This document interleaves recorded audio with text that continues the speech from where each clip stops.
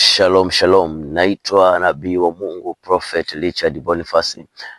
Leo ni tarehe 25 ya mwezi wa 12 2025, nikiwa niko hapa mlima wa maombi. Leo ni siku maalum ya kuzaliwa kwa Yesu Kristo.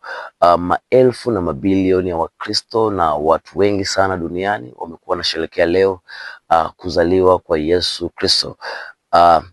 Vile Yesu Kristo anavyozaliwa na vile Yesu Kristo alivyozaliwa, na leo tunakumbuka kuzaliwa kwake.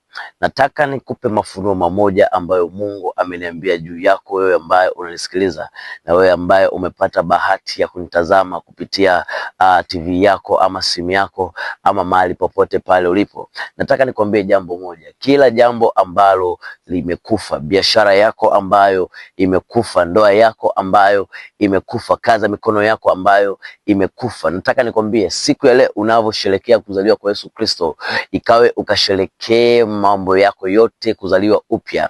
Ikawe ni siku maalum ya kusherehekea uchumi wako kuzaliwa upya. Ikawe ni siku maalum ya kusherehekea biashara yako kuzaliwa upya.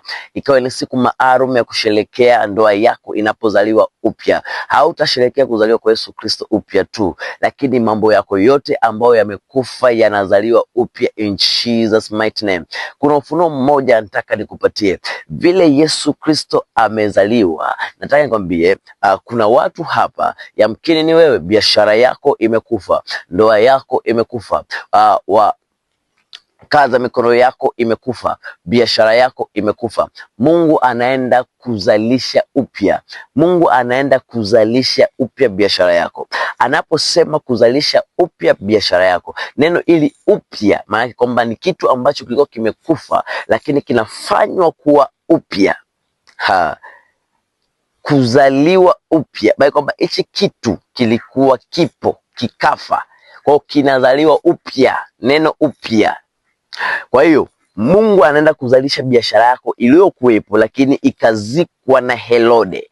Herode ni mtu ambaye si mtu mzuri.